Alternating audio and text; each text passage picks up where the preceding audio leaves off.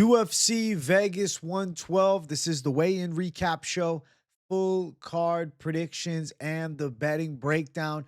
I'm looking forward to breaking down the final card of 2025 and the end of the ESPN Plus era. So make sure you guys smash that like button. If you're new to the channel, subscribe, turn the post notifications on. Make sure you share the video too. I'll be live for the whole card. End of the 2025 Fight Companions, heading into 2026. We don't got another Fight Companion until January 24th, so you guys better tune in this weekend at 7 p.m. Eastern time. I'll be live for the entire card. So without further ado, let's jump into the first fight of the night. The ladies going after it. Tereza Bledá versus Jamie Lynn Horth. To start 1-0 on this card, I'm going with Tereza Bledá to get it done. I believe in her as a prospect. I get the Jamie Lynn Horth side because of activity, and, you know, she's a strong girl that has some decent stand-up, but recognize that Bledá is the bigger woman. She's the younger woman. She's a woman with better skills on the ground. I think she's the better wrestler between the two of them. I rate her definitely as the better jiu-jitsu practitioner between the two of them. Stand-up game of Jamie Lynn Horth is rather rudimentary. Nothing that she's doing is crazy, right? She has a very generalist MMA game, decent 3-round cardio, decent striking, enough so, and, like, you know, can let go of some punches and kicks in range, can stop some takedowns. But Tereza Bledá has the X factor of submission threat. Nearly got Natalia Silva in a sub in her UFC debut. Second UFC fight, beat Gabriela Fernandez. Her two fights in the UFC are against ranked opposition that now reside in the top 15. One of them is really the top contender in Natalia Silva, who Bledá nearly subbed, and then dominated Gabriela Fernandez, who is an explosive knockout striker with a decent ground game too, and is really just a dangerous woman overall. Maybe, you know, the Wang Kong win got us thinking Fernandez powers a little more than it really is. But regardless, Tereza Bledá shut her down. And now Jamie Lynn Horth, 35-year-old, 8-2 Canadian, is taking out this Czech Republic savage. Get out of my face. Not possible. Tereza Bledá, been out for a long time. Staph infection issues, surgery on her finger. It came back on her knee, the staph. Like, she's had some issues with staph. She's healthy and good to go. And I think a healthy and good to go Tereza Bledá out grapples Jamie Lynn Horth and potentially even could end up winning this fight by submission here. I want to check out the scales, especially being that we haven't seen Tereza Bledá in a very long time. Bledá weighs in. You got that chiseled up jawline, intense look. She's jacked and shredded. This is high quality shape for an up and coming 24-year-old prospect. 2.5-year layoff when you're in your 20s, especially, you know, less than 25. You know, this might have been a good thing for Tereza Bledá. More time to develop and refine the skill set, and more time for that real grown woman's strength to hit. There's Jamie Lynn Horth looking like a goddamn elementary school teacher that's pissed off, you know? You don't want to fuck with Jamie Lynn Horth, bro. You had a fucking bad grade on the test. You're in trouble. You understand? Jamie Lynn's a mean woman. All right? Now, at the end of the day, all jokes aside, Jamie Lynn Horth and Tereza Bledá, let's check them out on the scales. Let's look at the face-off between the ladies. Two of the bigger women in the weight class, you know, 5'9" and 5'7". At 125, I mean, Bleda's real tall, but they face off. I think it's more like 5'8", 5'8", or maybe even 5'7", 5'7". Bleda's height a little bit exaggerated, but you can see the length of those arms, though. She does have some long reach.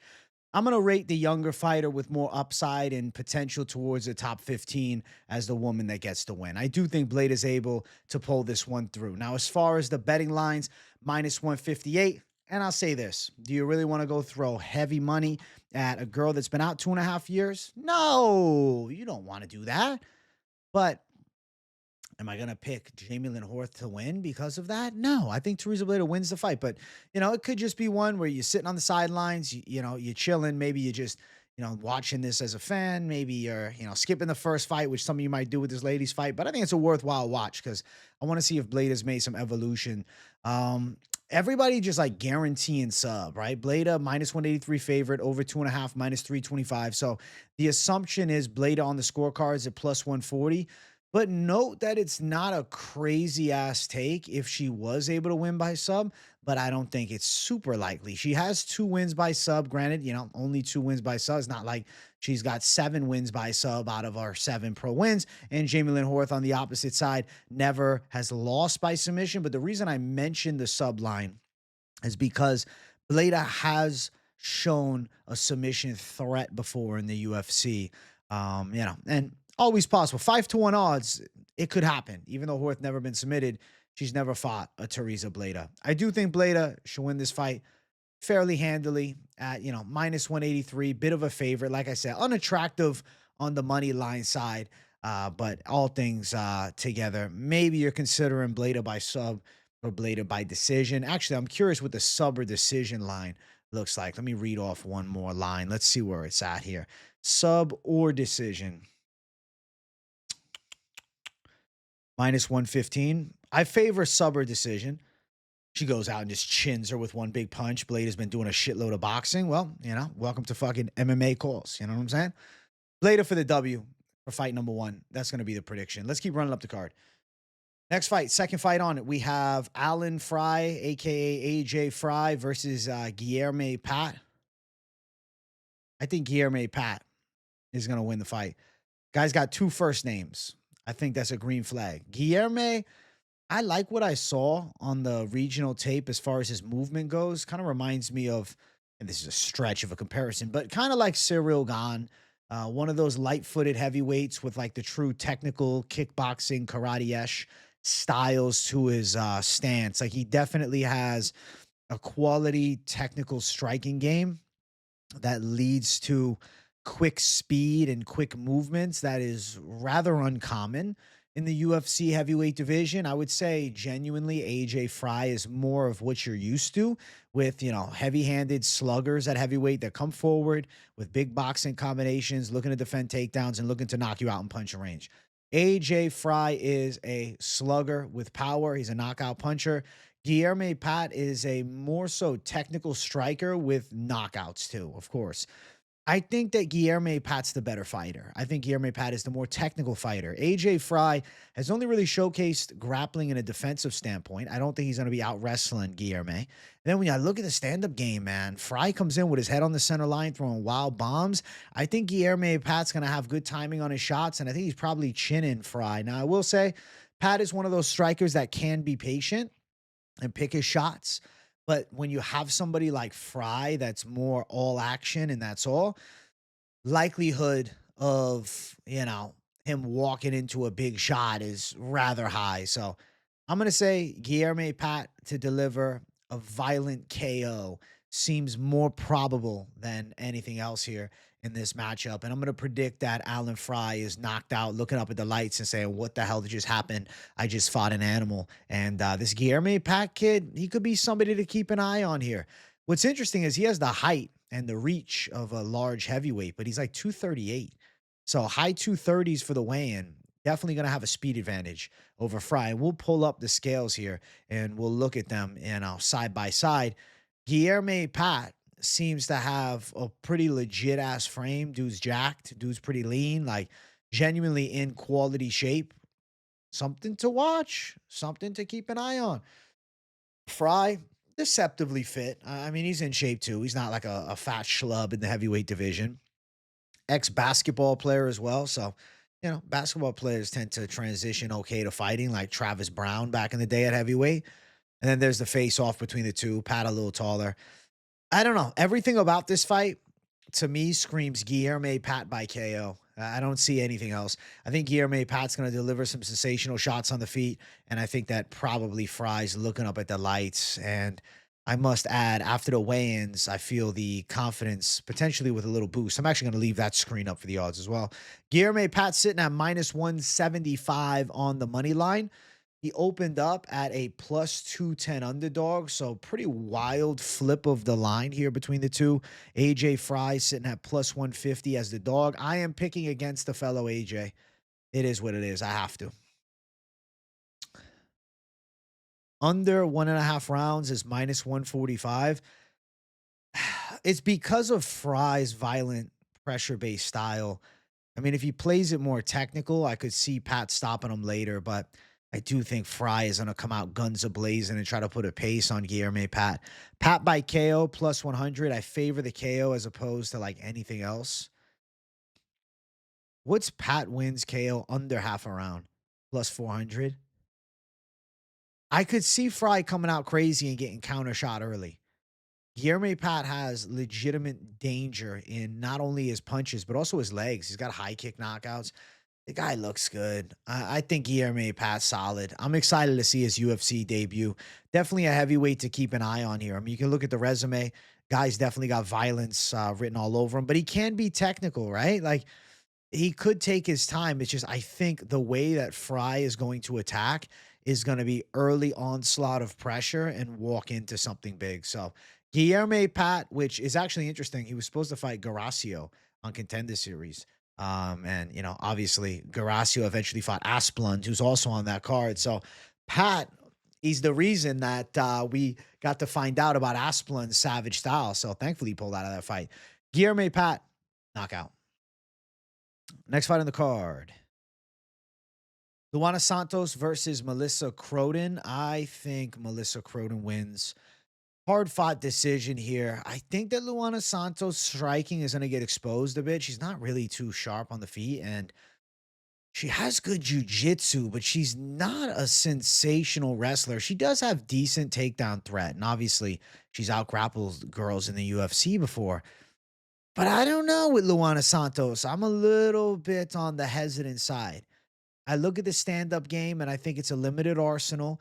I look at her fighting at 125 and getting done dirty by Casey O'Neill, and then moving up and beating Tainara Lisboa. That's a fair win. She dominated on the ground. Croden also beat Lisboa by finish in her most recent fight in her UFC debut.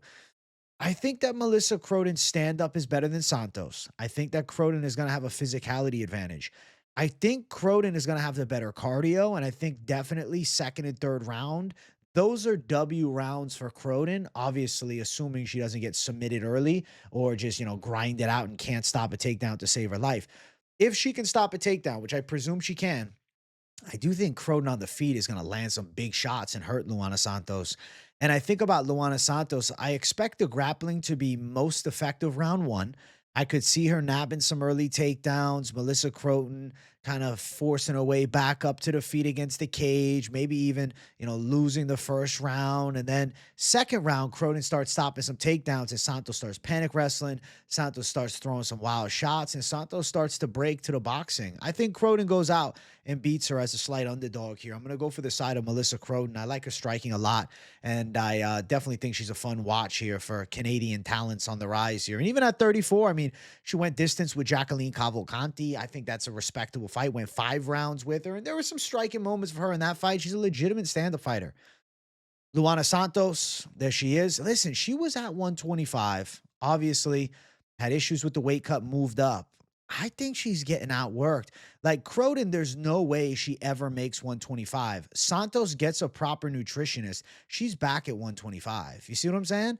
Croden, like, she's cutting weight to get down to 135. She's a big girl. There's the face-off between the two. Yeah, I think Croden goes out and handles. I like Melissa Croden's style in this matchup. I think Santos looks to grapple. I think Croden's able to defend. I think Croden's able to sting her up with some big shots on the feet, back her up a bit. And I think we see Melissa Croden pull this one off. She's a violent fighter. Finish is definitely in the Rolodex for Croden, but I kind of think decision, 2 rounds out of the 3, Croden pulls it off on the judges' scorecards. As far as the betting lines for the fight, Melissa Croden is sitting at plus 110 as the underdog, with Luana Santos as a minus 130 favorite. I like the underdog side in this matchup. Genuinely, you could just dog or pass it. As far as the gambling side, I don't think you have to go and, you know, try and chase. Oh, man, let me find the Hail Mary prop. You know, over 2.5 for a ladies fight always is tempting, but Croden's style has been very finish focused. If you look at her fighting career, she's never won a fight by decision. 6 knockouts, 1 submission. Now, just because she's never won a decision doesn't mean she can't get a decision here, but it's because she pushes for the finish. Croden by KO sitting at plus 400. The community was more so confident on Croden to win via decision, which that line sits at plus 250. Let's see. What's Croden third round or decision? Let's find out. plus 200. It's not great. I think just money line. I think really you can just money line it. You don't need to give yourself the stress.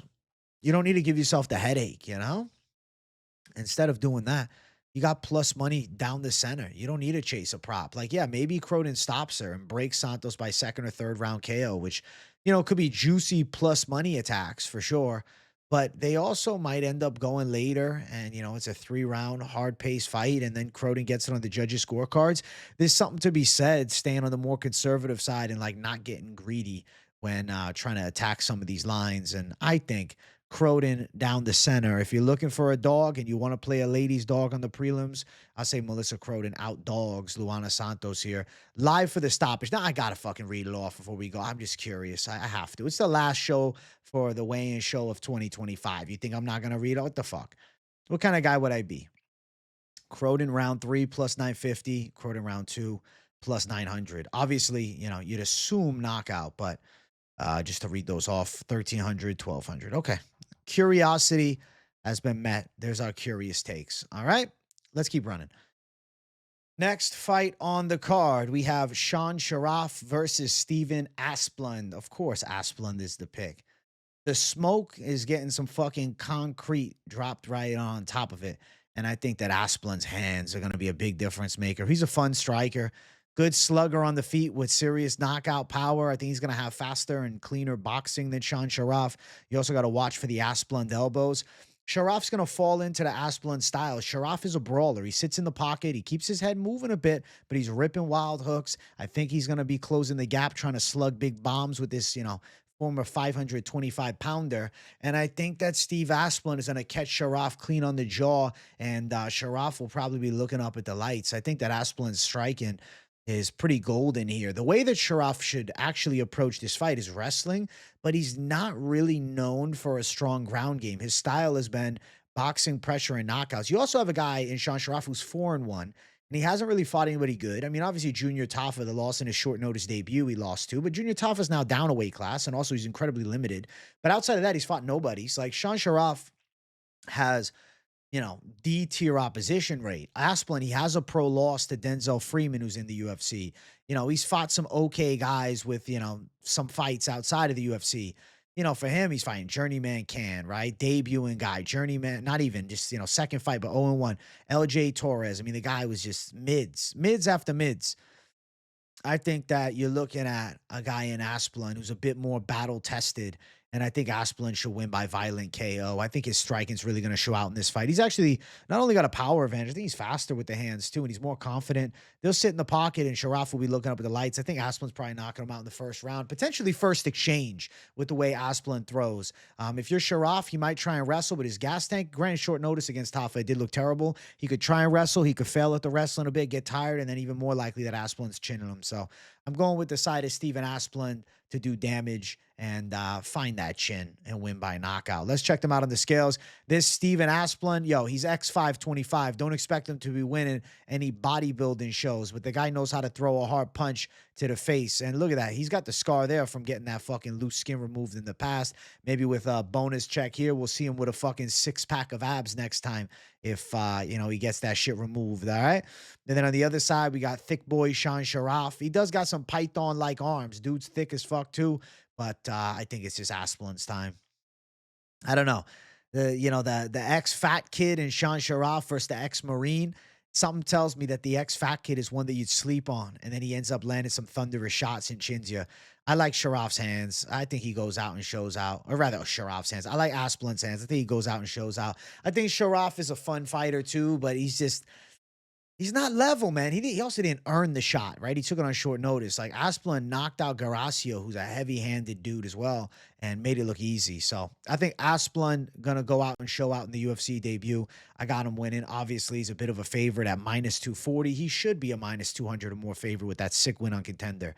+205 for Sharaf. And then if you're looking at some type of prop betting and things like that, I do anticipate this fight going under 1.5 rounds, minus 180. I'm surprised it's not 3-1 odds for that. And then obviously you have to be under the assumption that Asplund wins by KO. It's minus 135. You have to assume he wins by first round KO, which is plus 125. But you also could just be like, hey, man, let me just go Asplund wins round 1 or 2. That's minus 130. I doubt this fight goes longer than 7 minutes. I think this fight is a 1-round fight. I think the fight ends in round 1, which is minus 115. I think this fight ends by KO, and I think it's Asplund getting the first round knockout, which is around plus 140, as the most sensible outcome here. Sharaf, what is he going to be, uncharacteristic and start grappling? He's going to turn into Mr. fucking jiu-jitsu? He's going to, what, jump for a ghillie or something like that? I don't think so.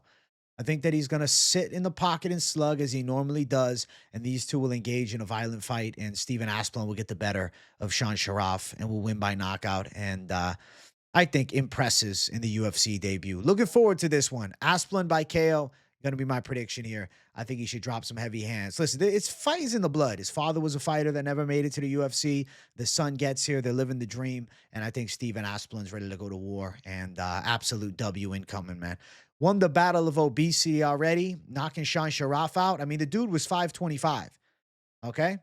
Now he's 261 pounds. So what are we looking at?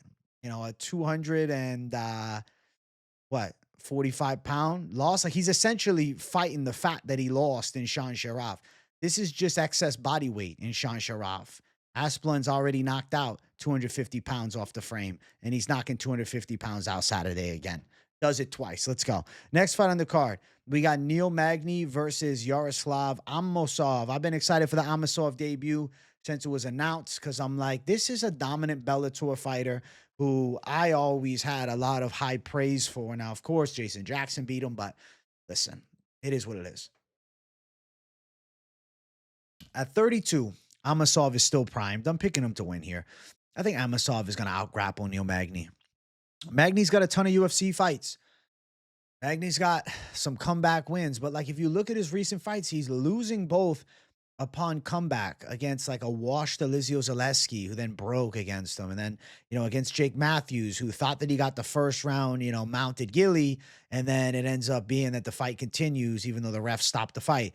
Now you fight Amosov, who's gone 5 rounds before, who has a strong wrestling game, who's very heavy from top position, brings a submission threat to the table. I believe 11 wins by submission as a professional fighter.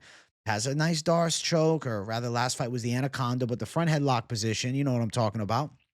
We saw Magny caught in that spot last time out in the mounted ghillie by Jake Matthews. Like, I think Amosov is very live to win this fight by submission. And I think in a UFC debut like this, going out, taking Neil Magny down and finishing him off, especially if he's able to do it in the first round or two, that jumps your stock a lot. I mean, Neil Magny, he has great comeback ability. He's got real world-class cardio, you know? Neil Magny never gives up on himself, but the elite guys have handled him. Does have a nice win against prospect Mike Malott, but he was getting dominated on the ground in that fight, and Malott gasses. I don't have the fear of an Amosov gas tank dwindling because of the 5-round experience in Bellator as an ex-champion there and a very long MMA career. I mean, he's 28-1. It's not like this guy's new to fight and he's been around forever. At one point, he was 27-0 and was like on the cusp of tying Khabib's record, right? He was expected to do it. Now in the UFC, I think that Amosov is going to secure some takedowns, beat Neil Magny up a bit from top, but I think he eventually finds a submission. I think Magny walks into something. There's a good counter sub from Amosov. He'll bait him into a trap and then pull off the strangulation. So Yaroslav Amosov to go out and win submission should be the most likely outcome here between these two. Let's check these savages out on the scales.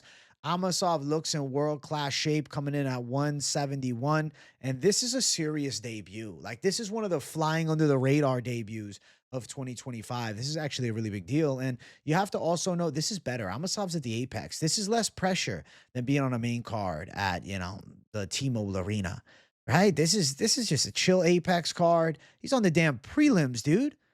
This is the right way to start off a Bellator guy that, you know, the UFC is hoping has some success.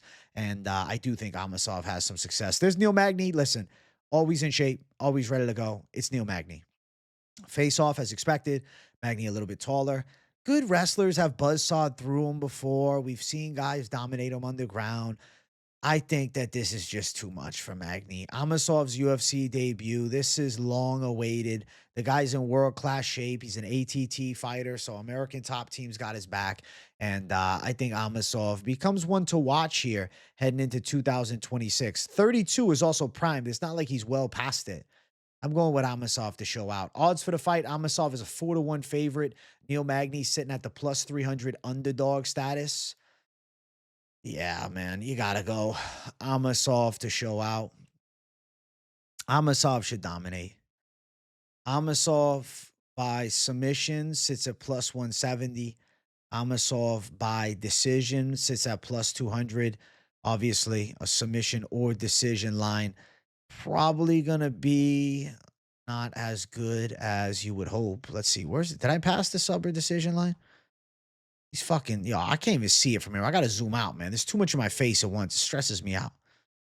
Amosov wins submission or decision, minus 185. I mean, he has got KOs on the record, but it's ground and pound. And I don't know, man. I think Neil Magny's gonna end up getting submitted here. But obviously, you could consider Amosov to win inside of the distance. If that's something you're interested in, you still get plus 105. But I am favoring that Amosov sub line at plus 170. I think. Could he go out and embrace the grind and win a dominant decision? Absolutely. But something tells me there will be an opportunity for success. And I think that Amosov is able to find the kill and find the finish and defeat a longtime UFC staple gatekeeper in Neil Magny. So Yaroslav Amosov to get it done in his UFC debut. I cannot wait for this. Next fight on the card, new fight on the card, Joanderson Brito versus Isaac Thomson. Before it was Joanderson Brito versus Melsik Bagdasaryan. I was confident that Brito was beating Melsik. Now he takes on a good prospect. Let me tell you, like Isaac Thomson is not an easy out, but upon further review, I've spent the past few days looking more into this fight because initially I was like, man, I like Isaac Thompson's style. He's got takedown defense. He's got cardio, but he did lose to Shaheen Santana and he got his back taken a lot in that fight. I'm going to favor the UFC vet. I'm going to go with Joanderson Brito as the official prediction. I don't think it's crazy to have some faith in a good prospect like Isaac Thomson. I don't think he's like an awful underdog, but my brain is telling me Brito is probably going to outmuscle him and outwork him in the grappling positions and is very live to take his back. Seeing this Santana fight, he got his back taken several times throughout. And Shaheen Santana, he's pretty good. He fought on Contender Series a long time ago. And he was actually supposed to come on my show years ago. And then that fell apart. But, we occasionally talked on Instagram. And he's a good dude. And he's got a really good jiu-jitsu game. Joanderson Brito has a really good jiu-jitsu game. Joanderson Brito has good body lock takedowns, good back takes, good explosive blitzes with punches. I think he's probably going to put some pressure on Thomson. I think Thomson has moments. He knocked out Lahayan Douglas. Like, it's not the easiest fight ever for Joanderson Brito. I felt like there was less thought about the Melsik fight because I saw such a clear pathway. With this one, I'm like, Isaac Thomson can wrestle. Isaac Thomson can mix up strikes. Isaac Thomson is a definition of a junkyard dog, and he could be a savage dog.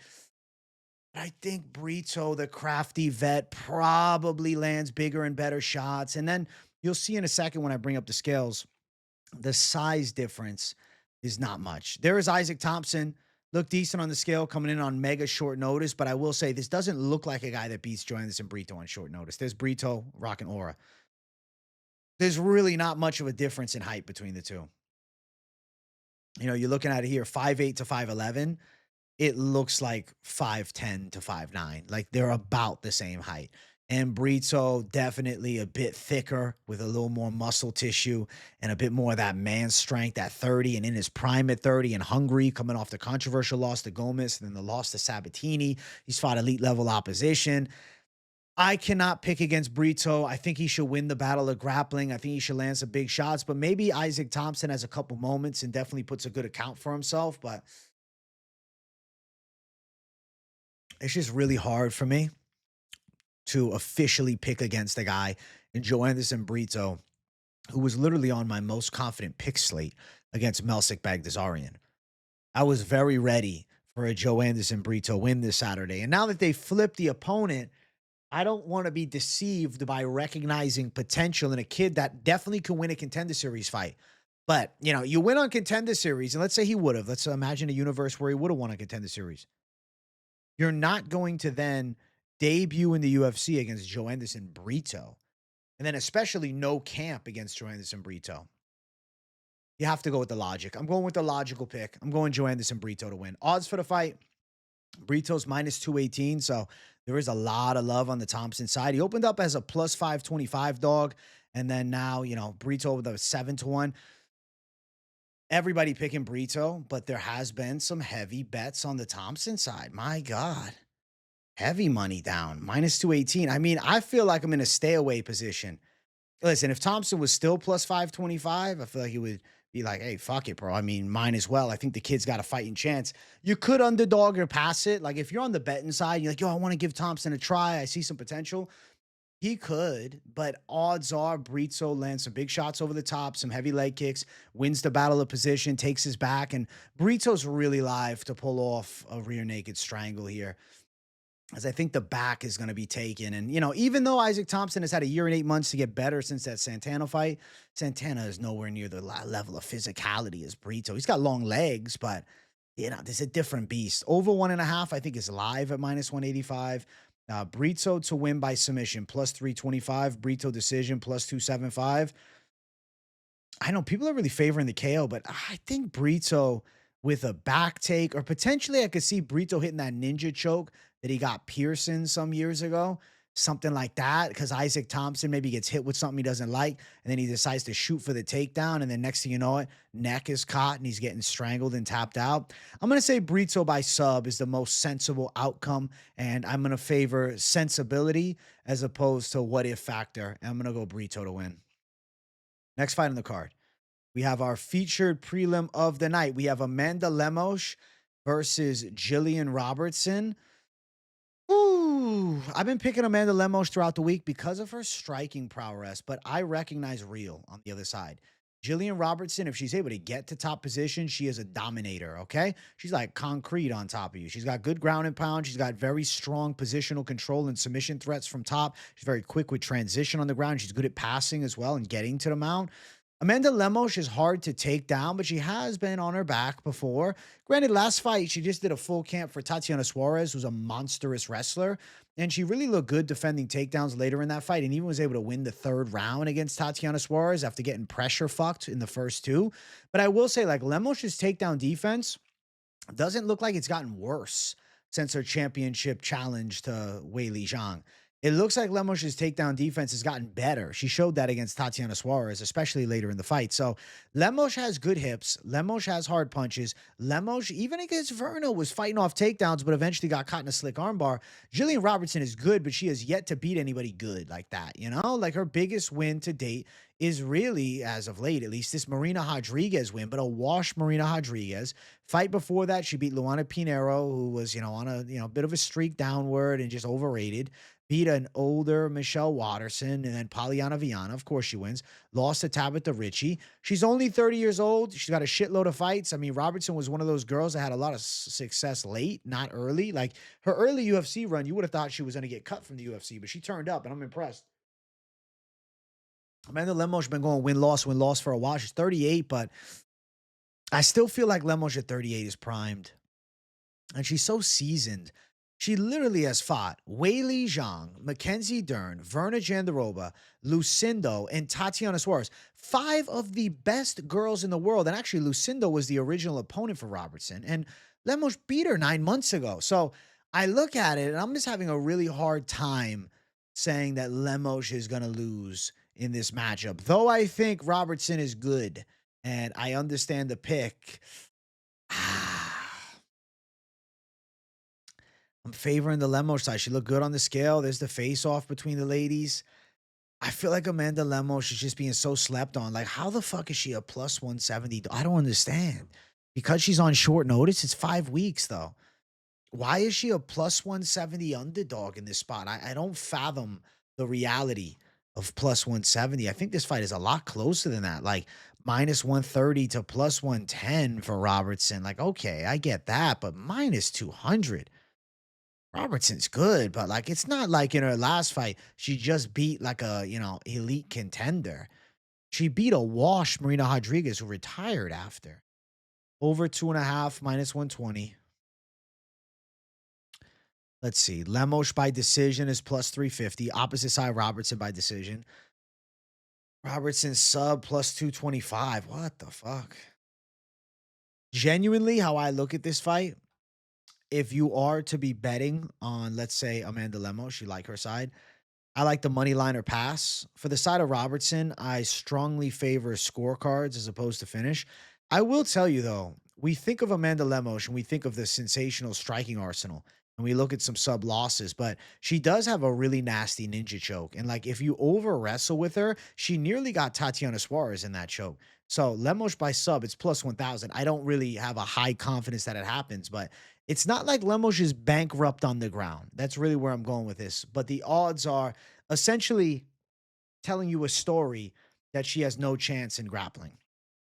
I feel like if Robertson gets on top, she can definitely control substantial portions of the round, but Lemos is a hard girl to take down. And for Jillian Robertson, this is definitely a tougher fight than the initial opponent in Lucindo. I'm going to say that Amanda Lemos is able to eke out a hard-fought decision here against a difficult-to-deal with Jillian Robertson, assuming she avoids substantial time on her back. If she cannot, then Robertson wins. So do with that as you wish, but I'll favor Lemos in this one in a close fight. Next fight on the card, it is our main card opener. If you guys are watching and enjoying, make sure you smash that like button. If you're new to the channel, make sure you subscribe it up and also make sure you hype the video as well. We got Bobby King Green versus Lance Gibson Jr. Oh, man. Talk about stress on this prediction. This stresses me out, dude. Bobby has looked so bad lately. He's nearly 40, and then Lance Gibson in his prime, 30.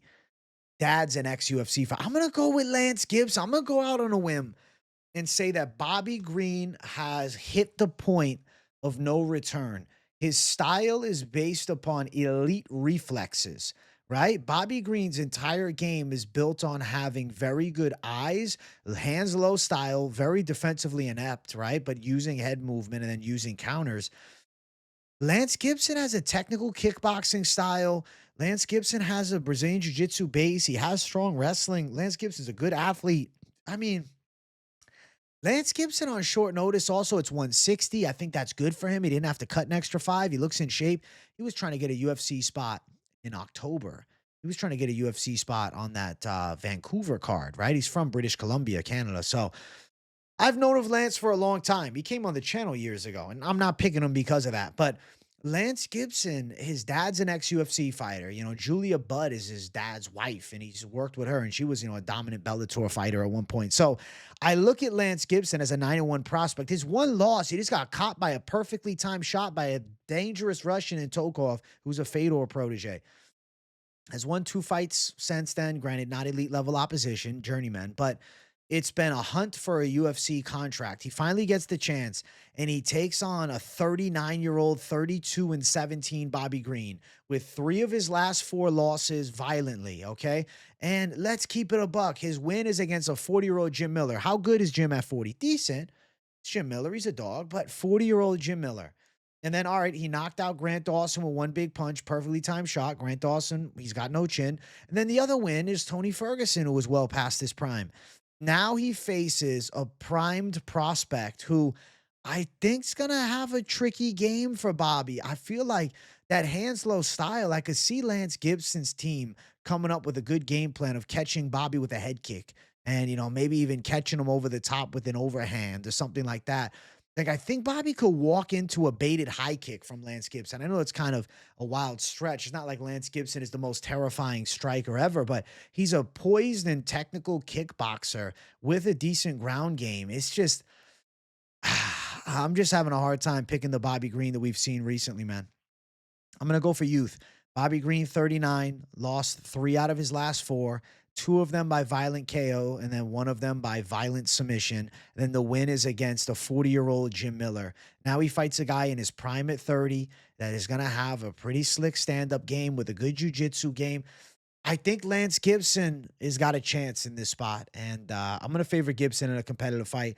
I could see Bobby getting shut off again. If you look at Lance Gibson's resume, he's got 2 decisions, 4 knockouts, and obviously 3 submissions. He's a pretty light-footed striker with good lateral movement and a good darting in and out of range. Got caught bad by Tokov trying to do it, but I think Lance Gibson's solid. I always thought he was, a decent prospect in Bellator. Now getting to the UFC in his prime, he's another guy, ex-Bellator talent in his prime on this card. And he's in a winnable matchup against a 39-year-old Bobby Green. There's Bobby Green, who I must say looks good. In shape, Bobby Green. There's a face-off. Where the hell is Lance? They don't give us the Lance pick? I got to get the Lance Gibson pick. I didn't realize they didn't have it. I have a pick of Lance Gibson right here. Lance Gibson looking good on the scale, coming in shredded and in shape. I think he's been staying ready. I think he's been thinking the UFC is eventually going to call me. My dad fought in the UFC. I'm going to get here too. And there's the face-off between the two. Pretty exciting stuff, man. The father-son stories are always enjoyable. And let's see what Lance Gibson can do in a debut against a true grizzled vet in Bobby Green. But a past his prime Bobby Green, I think Lance Gibson should handle. And I'm going to pick the underdog. Plus 165 for Lance Gibson. Bobby Green sitting at minus 190 as the favorite here. I do think that Lance Gibson is live. I'm fucking feeling this weird head kick. I don't know why. It's not like Lance Gibson is this sniper of head kicks, It's not like he's Mr. Edson Barboza with the spins, but I don't know. I think Bobby could dip into a shot and get knocked out. Gibson by KO is plus 400. Submission is plus 650. He does bring a sub threat to the table. Inside distance sitting at plus 250, and then Gibson decision 6-1. It's not impossible for him to win by decision either, but I don't know, man. I worry about that Bobby Green chin and a high kick catching him. Like, I don't know. I'm kind of I'm seeing a fucking left head kick or something like that, just landing, which it's a weird take to have, right? Bobby just getting knocked out with a high kick. But it's just, I'm watching him with that hands low style, and I'm like, Lance could find some shots through that. And at 39, that hands low style does not age well. That's a young man's game, right? A guy that, has more of a tucked guard and more from a technical standpoint, maybe, into the late 30s, into the 40s, sometimes can end up surviving. But a guy in Bobby Green who uses reflexes as his bread and butter, coming off of a really bad knockout loss against a primed guy in Lance Gibson, I think we're going to see Gibson find it. I'm going to go with Gibson. I'm going to go with the upset. I'm going to go with the underdog. I'm going to go with the younger man. I'm going to go with the 9-1 prospect getting it done in his UFC debut. My pick is going to be Lance Gibson to shock the OG in Bobby Green and put his lights off. Next fight on the card, we got the heavyweights going after it on the main card. We got Kennedy Nzechukwu versus Marcus Buchecha. We really have the battle of jiu-jitsu versus mixed martial arts. I mean, we got, Nzechukwu, striker with 20 pro MMA fights. I'm picking Kennedy Nzechukwu to win. Buchecha has a really good ground game, but can he get it there? Maybe. Nzechukwu's never been bankrupt with takedown defense. I mean, you're thinking of the Volter Walker fight. I know a lot of you are. Go back and rewatch it. Volter rocked Nzechukwu early, and Volter Walker is a 27-year-old freak athlete, and he's a badass fighter. Buchecha, he was a badass grappler, but he was okay in one championship, right? Able to get some wins. He's got some heel hooks. He's got some submission threats. He's got a bit of a ground game. Not a terrible striker, but to be fair, in BJJ and in one championship, they allow you to juice. Maybe they don't allow it, but they close their eyes and say, oh, the drug test? Yeah, you're good. You're good. So I think that Kennedy Nzechukwu is able to outstrike him. He's going to be a lot quicker on the feet. He's got a lot more well-versed stand-up game with knockout power in both hands. Like, he lost to Volter Walker by heel hook, but that doesn't mean Buchecha's heel hooking him just because he has a good base of BJJ. Volter Walker is a monster, and I think that Kennedy Nzechukwu is going to get some good shots off on the feet against Marcus Buchecha. I think he's able to tune him up with punches and kicks. I think he rips him apart in striking. I think Buchecha's probably getting knocked out here. I'm going to favor the side of Nzechukwu being the first guy to chin Marcus Buchecha here and use his significant range advantage. He's 6'5" to 6'2" with the long reach. That's a hard stylistic matchup for Buchecha. And Nzechukwu does have power, and he's got good timing, and he's one of the quicker heavyweights on the roster for sure. I'm going to say Nzechukwu finds the chin. And I also don't necessarily think that he's completely bankrupt on the ground, and he's hard to take down. Looking at the scales, Buchecha, in shape for sure, right? Has like the Alistair Overeem active dad bod after the Ubereem era. And then on the other side, Kennedy Nzechukwu, big dude, ready to rock and roll. And then the face-off, big size difference. I think that Nzechukwu too big. I mean, also Nzechukwu 243. He's coming in thick. This is not, light heavyweight Nzechukwu either. Like this is all grown up Nzechukwu. This is Nzechukwu who's starting to put on some mass here. He's becoming a heavyweight. This isn't his first go at heavyweight anymore. This is him becoming a true heavyweight. That's another element of this fight that I think is a difference maker. Is like, yeah, the last fight went like shit, all right, but it is what it is. He's still growing into the frame. He's still building. He's still growing, It's all coming together, and I think it's probably too much, man. I think so. I want to see what the official weights are. I want to double check the weights. Let me see. UFC Vegas 112 weigh-ins. I want to make sure. Tapology doesn't always have it updated, so let me double check. Is it accurate? 243 for Kennedy and Nzechukwu. Yeah, 243. And then Buchecha a little heavier at 251, but that's fine. I think that we're going to see Nzechukwu knock Buchecha out. He'll be too sluggish on the feet. If some takedowns are defended, I expect him to panic and try and slug. And I think he's ending up getting KO'd here. So Kennedy and Nzechukwu by knockout. And then minus 128 for Nzechukwu on the money line. He opened up as a 2-1 favorite. Odds have come down a bit. Buchecha plus 108 on the dog side of the equation. Let's see. KO win for Nzechukwu. Plus 160. If you like Buchecha by sub, maybe you're chasing it. It's plus 210, but I'll favor the side of Nzechukwu finding the chin and knocking him out. I think Buchecha is going to be bankrupt in striking here with a guy that has a pretty good kickboxing game in Kennedy and Nzechukwu with legit power in both hands. I'm going to say Nzechukwu knocks the BJJ specialist out. I'll favor the stand-up. I'll favor 20 pro MMA fights as opposed to, the grappler. Next fight on the card, we got Morgan Charrière versus Melquizael Costa. I'm picking Melky Costa to get it done here. I like Melky Costa a lot. I got to tell you guys. Melky Costa, he's got a good stand-up game. He's a good kicker from range. Nice teeps to the body, good leg kicks, good body kicks, even a high kick threat. Striking is pretty smooth. I mean, he's got a bouncy stand-up game. His punching is not bad.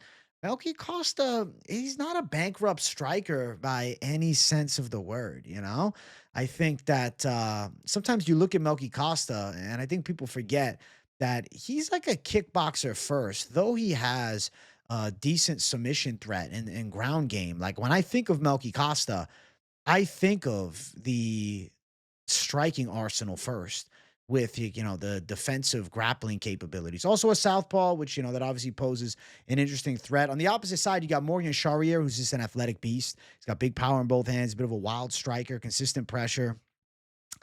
I could see Charrière winning that third round, losing the first two in competitive fashion.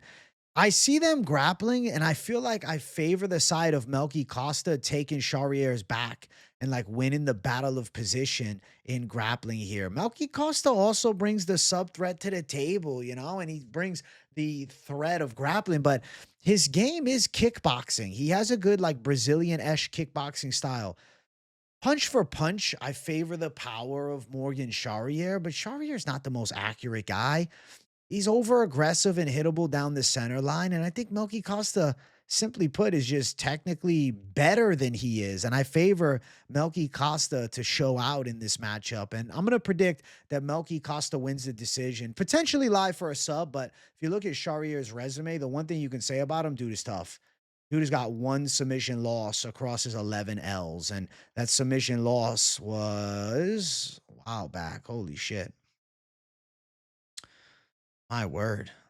It's probably one of these fights. Doesn't even say how he lost by submission. Long time ago. So, I favor decision. Melky Costa probably gets 2 rounds out of the 3, maybe loses the 3rd round, and Charrière has some big moments, but I think Costa's good to go, and we'll pull it off. I like Melky Costa a lot. He's been a winner consistently. He brings a good submission threat. He brings a good stand-up game, and especially in the first 2 rounds, very dangerous on the feet, and I think he should show out. There's Melky Costa weighing in, looking good. There's Morgan Charrière looking like Neo from The Matrix, and then there's the face-off between the two of them. Solid face-off. I'm going with the Dalmatian. I'm going with Melky Costa. I think Charrière is a good athlete, but he's not the most technical fighter. He's a wild slugger. And I think that Melky Costa's technicality favors. Minus 135. The odds were minus 110 all week. Now Melky's a slight favorite. Charriere sitting at plus 115. I'm going for the side of Melky Costa to win. Now, as far as how you think he gets it done, obviously, this could be a fight you sit on the sidelines and chill, but maybe you want to bet it. Costa by decision around the plus 130 to plus 160 range is fairly sensible. But I will tell you at plus 800, like Melky Costa definitely could pull off a sub in this fight. It's not an impossibility. And 8-1 odds is kind of a disrespect to the Melky Costa sub threat. So my prediction is going to be Melky Costa to show out and get it done here. And I'll favor him by decision, but value-wise, 8-1 odds, you're looking to chase some plus money, and you think it's a possibility, because I certainly do. Maybe a DGen propping it up with Melky Costa by sub. Next fight on the card, César Almeida versus César Oleksiejczuk. All hail César Oleksiejczuk, guys. Holy smokes. I'm a big fan. So I'm picking. I think that he is the super Oleksiejczuk. His brother, Michel, pretty good too. I mean, he's got a legit striking game. His boxing is nice. He's got power, but he's got very short arms, not the most physically imposing threat. And Cesare has all of that on the good side with none of the bad. He's 6'3", with a 75.5-inch reach, with knockout power in both hands, with explosive strike speed. He's 25, nearly 26 years of age, been working his grappling with the fighting nerds. I think César Oleksiejczuk is a legitimate problem. And the dude has like 31 amateur fights. Like, recognize that César Oleksiejczuk has been doing this since he was a child, okay? 31 amateur fights, 24-7 amateur MMA. It's insane, dude. And it doesn't even count his juniors MMA fights. We got 1, 2, 3, 4, 5, 6. So add into 6 juniors fights. Add 6 more to it. 37 amateur fights. Kid made his amateur debut at 14 in 2014. He's been fighting for a really long time. And he's also an experienced pro at 16-3.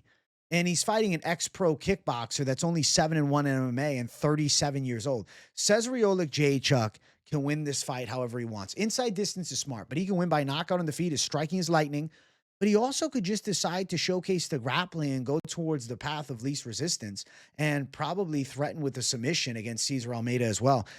I look at César Almeida and I see a good kickboxer that's 37. I look at César Oleksiejczuk and I see limitless potential and endless possibilities. I feel as though César Oleksiejczuk has the build of a future top 15 fighter.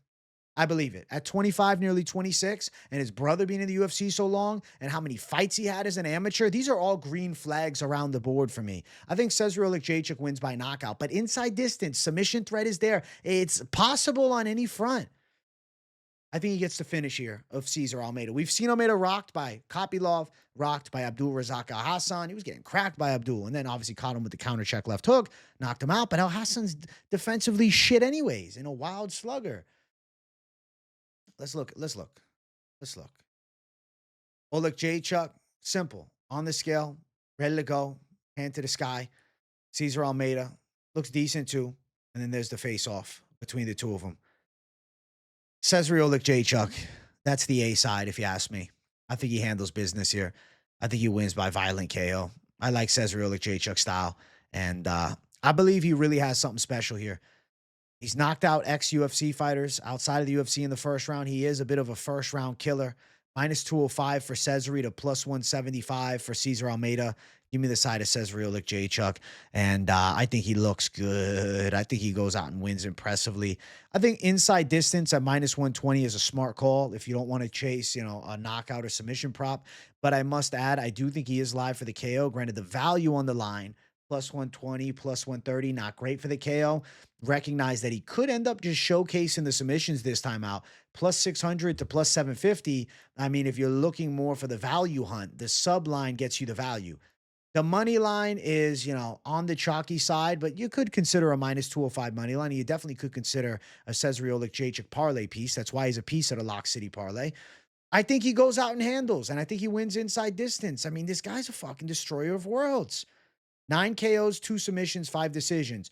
But also has the amateur career where he has a good amount of wins by sub. So let's not forget, this is not some dude that just turned pro and has 19 fights, okay? You got a guy with 37 amateur fights, all right? So, He's a bit of a different animal, like 56 pro fights. This is what, 57th fight or 56 fights total? 57th fight, include all the amateur fights. And he's probably got more that aren't even documented. This is a seasoned MMA fighter versus a kickboxer, and he might only be 25. It's terrifying. César Oleksiejczuk to do terrible things to kickboxer César Almeida is my prediction. I got him all day, and I genuinely feel as though we are looking at a future top 15 fighter in the UFC, and he will surpass what his brother's best abilities were. Let's get to the co-main event. Giga Chikadze versus Kevin Vallejos. I'm picking the side of Kevin Vallejos to get it done. I've been hearing Kevin Vallejos. I'm calling him Kevin Vallejos for now, okay? Listen, I think El Chino is going to dog walk an aged Giga Chikadze. Chikadze is 37, has lost 2 of his last 3 fights, got beat by David Onama last time, and he's literally taking on a guy in Kevin Vallejos that the UFC is pushing. Kid's a sensational striker, heavy hands, big punches in close range, good boxing combinations, good ability to walk people down, relentless forward pressure, good 3-round cardio, a damn iron chin. How does Giga Chikadze deal with the pressure? I don't think he does. I think that the battle of real estate will be won by Kevin Vallejos. I think Vallejos is going to outbox Giga Chikadze. I think Giga is going to try to work from long range and have a hard time doing it, especially at the UFC Apex. I think Vallejos will get combinations off towards the cage. I think Vallejos could also showcase some wrestling and take Giga down in this fight, get on top, beat him up a little bit, and be the better MMA fighter. He doesn't need to just kickbox with the former Glory kickboxer. He can turn it into mixed martial arts. Take him down, beat him up from top position, gas him out. Throw some ground and pound at him. Try to take his back. Maybe even Vallejos wants to show off the sub game in this fight. I think this is the blank canvas, and Vallejos has the chance to create the masterpiece. I think that he shows levels to Giga Chikadze in this fight. I think that Vallejos is definitely on the cusp of something big here. Now, breaking into the top 15, you beat Giga, it's only the big dogs thereafter. I do think he passes the Giga test, and now he's going to be in the Shark Tank at, top 15 featherweight, which is just a crazy stacked weight class. This is definitely the proper entry to it as he takes on not a lifetime gatekeeper. I mean, Giga Chikadze had a run at one point. He seemed poised to break into the top at one point. Obviously struggled as he got to the highest level and then has kind of fallen from grace since then. Looking at the recent 2 fights, David Onama handled business against him, and then Arnold Allen was able to beat him. Beat Alex Caceres, bit of an underwhelming win. Lost to Calvin Kattar pretty badly. He got fucked up there. The knockout of Edson Barboza 4 years ago was great, but that's 4 years ago. He's now 37 years old. I think he's in the twilight zone of his career, and I think that Kevin Vallejos is just getting started here. 16-1 prospect, rep in Argentina. El Chino. This is a nickname that carries weight. Marcos Maidana had that nickname. Come on. I'm going to say Vallejos. I'm botching his name now. I think he shows out in this fight. I think he's going to land some big shots in the feet, probably mix in some takedowns. I think high IQ game plan, and I think that's what Vallejos brings to the table, is being the better MMA fighter. You don't have to win the battle of egos and just, strike it out on the feet with the former Glory kickboxer. You can beat him up with some boxing, take him down. He gets back up, you beat him up some more, and now Giga's gassed, and now Giga's getting beat on. I'm going to say Kevin Vallejos. I favor the unanimous decision. I know a lot of people really like the knockout side, and I do think it's probable. But I respect Giga's durability. He's always had a good chin. He's been, fighting for a really long time. If you include the, kickboxing game, he's been doing it forever. So at the very least, he has a good punch resistance and he has good eyes for shots coming his way and tends to eat shots fairly well. But I do think Vallejos is going to be too much. The physical specimen, the athlete, obviously he's given up some height and reach, but I don't think Giga's able to keep him with a long stick jab on the outside and body kicks. Vallejos is going to be walking right through that shit, throwing some big shots and mixing in some takedowns. I think Kevin Vallejos gets it done by probably pretty clean decision here and becomes a top 15 fighter. Let's look at the scales. There's Vallejos weighing in. Looks like Henry Cejudo over here.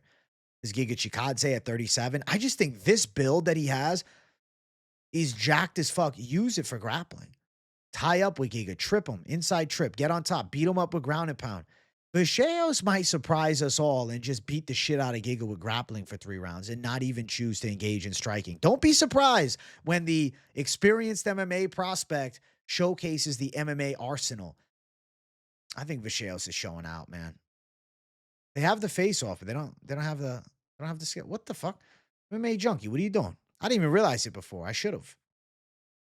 Let's get them. Let's get them all on the scale. So Giga Chikadze, there he is.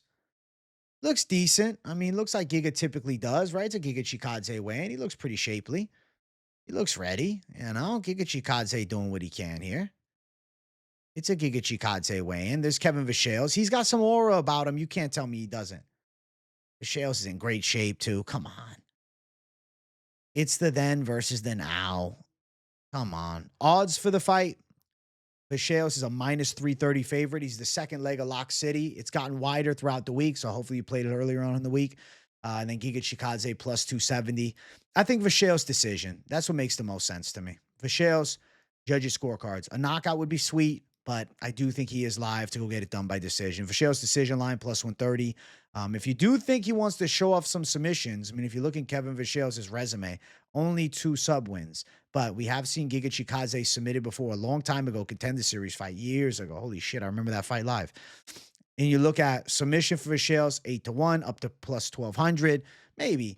But I do think decision. That's just what makes more sense. I think Vallejos should be able to mix in some takedowns with a dangerous striking arsenal, win the battle of real estate, back Giga Chikadze up, land bigger and better shots, and then with the takedown threat, be able to, essentially neutralize the Giga Chikadze kickboxing. Kevin Vallejos to 17-1 and a ranking next to his name next week. Big deal. Kevin Vallejos, W.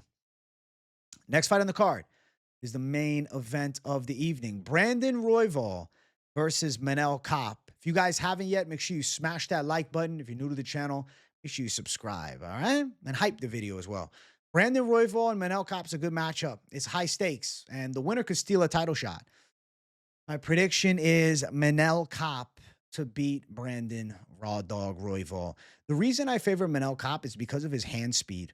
Manel Kape is a slick stand-up fighter with good punch combinations and range, and one of the more accurate and precise strikers in the UFC flyweight division. Maybe the most precise and accurate striker in the flyweight division. Has an effortless ability at closing distance and landing big shots. I think that Manel Kape has got a clear-cut speed and punch power advantage. And defensively, I think that he's more clean and sound and adept than the side of, Brandon Royval. When I look at the Brandon Royval side, I see a guy willing to close the gap and throw hard shots, and a guy in Royval with good leg kicks and good striking from range, but a guy that's also over-willing to slug. We saw it against Joshua Van. And he comes up very upright into the pocket with the head a little bit on the center line, and I think Manel Kape can find some nasty straight shots through the guard. Battle of southpaws as well, which makes it a very intriguing fight. I think that Manel Kape lands the bigger and better shots throughout. I think he's going to be the faster striker. I think he'll have bigger moments in the fight. I think Royval will have some moments and land some shots for sure, but Manel Kape will have the more fight-changing moments, and I think he'll bust Brandon Royval up, and I think Royval will look to attack the legs, and Kape will fire some counters off. The thing about Royval, he's a lot taller, so he'll have the leg length advantage, but the reach is identical. I think that Manel Kape is going to thud Brandon Royval up with some big straights, some stiff jabs, some hooks over the top. I think Brandon Royval is going to be attacking the body with some kicks from the outside, going for the legs a little bit, circling from range. I just think Manel Kape is going to be a bit too much of the thunder, though. I think Royval's got to try and grapple. If you're on the Brandon Royval side, you look to mix in some wrestling, you look to mix in some takedowns, you look to take the back, you look to threaten with chokes. The problem is, Manel Kape is very sound at grappling defense. Manel Kape's got good takedown defensive abilities. I also think he has good get-up game, which I don't think Royval has the best offensive wrestling. He has very good back takes, but how does he get it there? He's probably going to, push towards the cage, maybe climb the cage, jump to the back, clinch positions, elbows on the inside. There are pathways for Royval. I mean, there's a game plan for both. For Kape, kickboxing fight, check some of the kicks, land some bigger shots on the inside, stop the clinches, stop the takedowns, and use those hands. And they will work here. For Brandon Royval, the game plan is attack the calf. Attack the calf and evade the big shot coming thereafter. Slow the movement down of Manel Kape. Use that to engage in the clinch and land elbows and knees to the body. Elbows to the head, obviously, knees to the body. And then look to drag this fight to the ground and take the back of Manel Kape and threaten with the submission here. I think that Royval can fall sucker into the slugfest, and I think Manel Kape will be the one winning the slugfest between the two. And I'm going to favor Manel Kape to get a decision. It's going to be a badass fight. Royval will have moments, as will Manel Kape, but Kape will be the sharper blade and the quicker striker, and those differences are the ultimate. And that's why I favor him to get this thing done. Now, as far as the skills, both men coming in ready to go. Manel Kape, Got the machine gun. A little bit of that gynecomastia. Maybe he ends up getting the mother's milk submission here. Jokes. There's Kape on the scale weighing in. Looking solid, though. Looks ready to go. People were worried he was going to miss weight because he was one of the last to weigh in, but he's ready to rock. There's Brendan Royval looking like himself. Typical Royval. Intense face-off between the two. They're both jabbering at each other, getting close, and Sean Shelby had to break him up. I think it's just Manel Kape's time, man. I really do. I think Manel Kape is ready to go. And that Royval fight, it was a great one with Joshua Van. And I think this one could be another great one this year. But I think that he's dealing with a guy that is just simply put cleaner and faster and better than him at striking. And Royval has the creativity, maybe a flying knee, maybe a spin elbow, right? There's always the option of chaos. With Royval, it's to make it chaotic. But I think that Manel Kape's just the sharpshooter that's going to be too much for the Royval style. And I'm going to favor Manel Kape to get this thing. I'm going to say judges' scorecards. I respect the Royval durability. Minus 280 from Manel Kape. Brandon Royval sitting at plus 240 as the underdog. All right. Looking towards some more of it. Let's see. Kape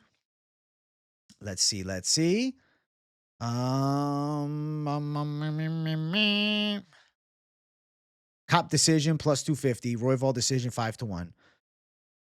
Kape KO plus 115. Brandon Royval's got a fucking chin, man.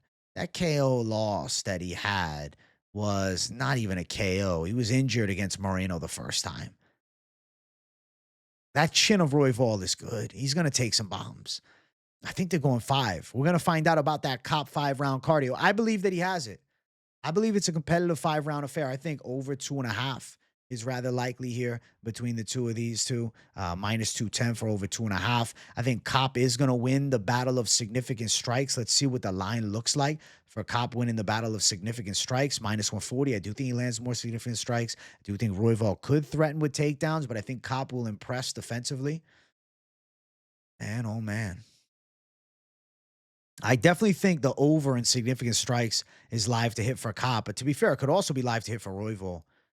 I'm expecting this fight to be a bit of a drag him out war. And I think Royval's chin is going to hold up and will lead him to having some moments against Manel Kape, especially if he can get to the clinch. I can see elbows in the clinch being a positive for Royval and using that Muay Thai. But I'm going to favor the distance striking, the ability to skate in and out of range of Manel Kape to be the ultimate difference maker between the two for a potential flyweight championship sweepstakes fight. And the winner of this fight feels like the number one contender. Obviously, Tyra, but, you know, Royval beat Tyra. And I picked Royval as an underdog there. So it's not like I'm historically a Royval doubter. I have had a lot of faith in Royval in the past, and it's come to fruition a lot of the times. But at the end of the day, this time out, I think that Manel Kape is a bit of a stylistic matchup nightmare. And I have a hard time seeing Royval able to shut that leg down, close the gap, and just rip him up with elbows on the inside into a back take and a choke. And I think when it's battle of striking, Manel Kape is the better striker between the two from the mid, the long, and even the close range. The long range with the kicks from Royval to the legs, but I don't see him snapping up Kape with kicks to the body. Maybe some teeps to manage distance, but I don't see him hurting him with the teep. And I think Kape can hurt Royval in punch range. And I think that's why Manel Kape is the guy that gets it done on Saturday. So Manel Kape to get it done, a unanimous decision. Back and forth war. Potentially, Kape shows big power and puts Royval away. That'd be huge, but I think Royval's legendary chin does hold up. Those are my predictions to close out the year.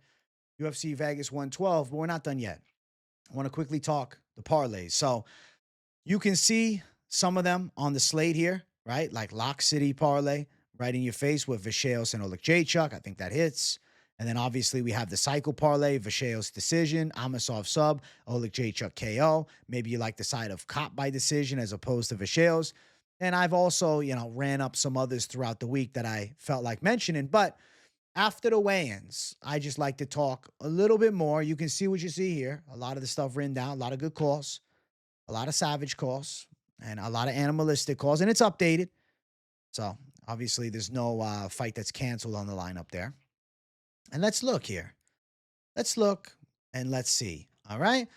So Vallejos should go out and get it done. Amosov should get it done, right? Minus 150. And then César Oleksiejczuk plus 150. This seems like a rather likely lineup. I think that Asplund should probably win plus 261. But I want to do some more big numbers. I want to do some more big shit. I want to go for some knockout props. So I want to do a little knockout play real quick. All right. Let's drop the knockout heater. Okay. We're going to go with the side of Asplund by KO, which sits at -110, around -130, actually, at some spots. And then also, let's go heavyweight Guilherme Pat by KO. This just for the sake of this, plus 301. Okay. And then we're going Kennedy and Nzechukwu. All right. We're going to go KO. All heavyweight fights, KO wins, plus 942. Now, from there, you can do the super prop attack. Ooh, meant to click on Vallejos here. Vallejos by decision. Plus 25548. All right. Oleksiejczuk. For the sake of safety, okay, we can go with Oleksiejczuk inside distance, plus 5,000. But, you know, if you went by sub, there we go. Plus 23. KO. Bam. Plus 6. I like this is more risky, obviously. I like some of the more safer things. I think there's good safer calls to be had. Like, I think going with César Oleksiejczuk wins inside distance makes a ton of sense to me at -105. And I think that, you know, Asplund really, if he loses here against a guy in Sharaf, I'd be rather surprised. Plus 273. I think this makes a fairly high amount of sense in this spot right here. Amosov by sub is live, but Brito by sub is also live. If you're looking for a little alternate, right? Brito by sub can be thrown in your slate, right? And then if you also then run it up to the main card, you're like, yeah, I like that Vallejos decision line. I think he gets Giga on the scorecards, plus 4,367. It can get out of hand with the damn props, man. I can take it too far, but this is just for the fun of it at the end talking. We had all the safer parlays already written out. Trying to see how we could run it up with some prop chaos here. All right, let's think for a second. Let's go Asplund KO round 1.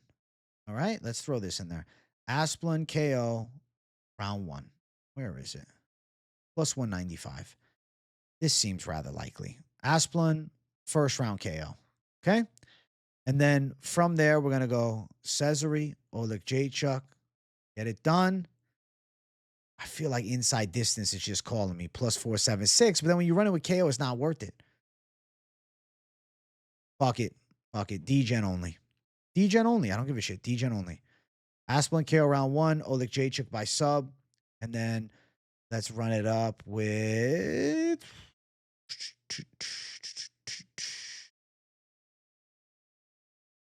Man, if fucking Nzechukwu loses, that'd be a letdown. So we'll go Vallejos real quick. Vallejos wins by decision. 6670.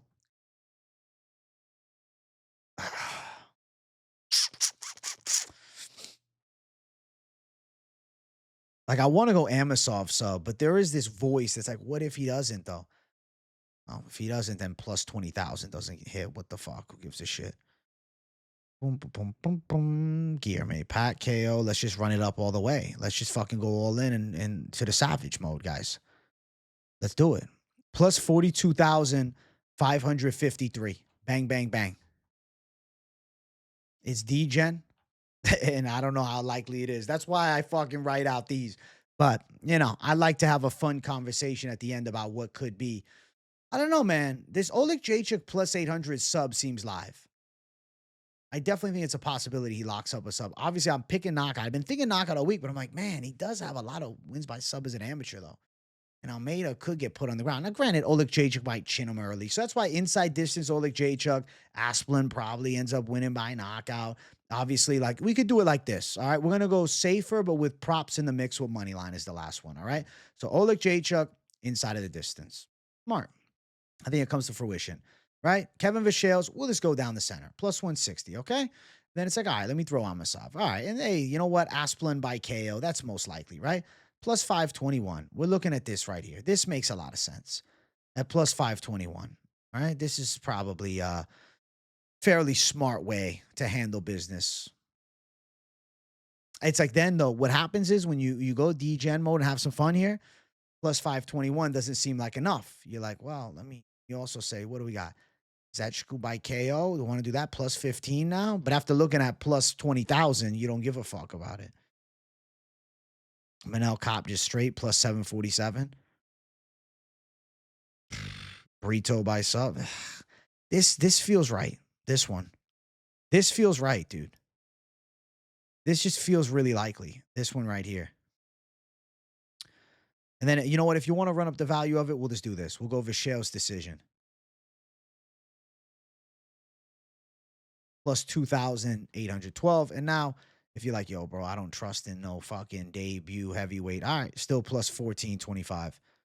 All right, there's something for you to close out. I want to go more likelihood of success. At the end of the day, best advice, do your research, see where it lines up with mine, meet in the middle.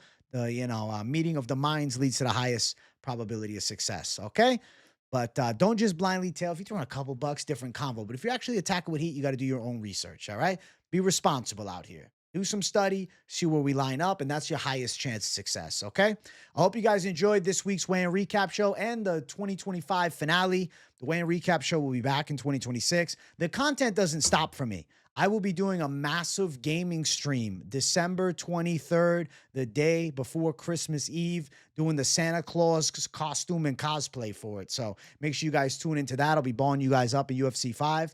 And then I'll have live streams throughout the off weeks. I'll have some early prediction shows, and I'll have some coverage of what's going on as far as MMA news and drama. And then, the usual live shows as well. So keep it locked in with your boy. Don't miss anything. I'll be live for the full card tomorrow at 7 p.m. Come hang out. I love you guys, and I'll talk to you all soon. Smash the likes on your way out. Subscribe. And W in the comments if you got nothing to say. But if you do, let me know. I want to hear from you down in the comments. Make sure you hype the video and turn the post notifications on, all right? Talk to you all in a little while. Love you guys. Good night. Peace out.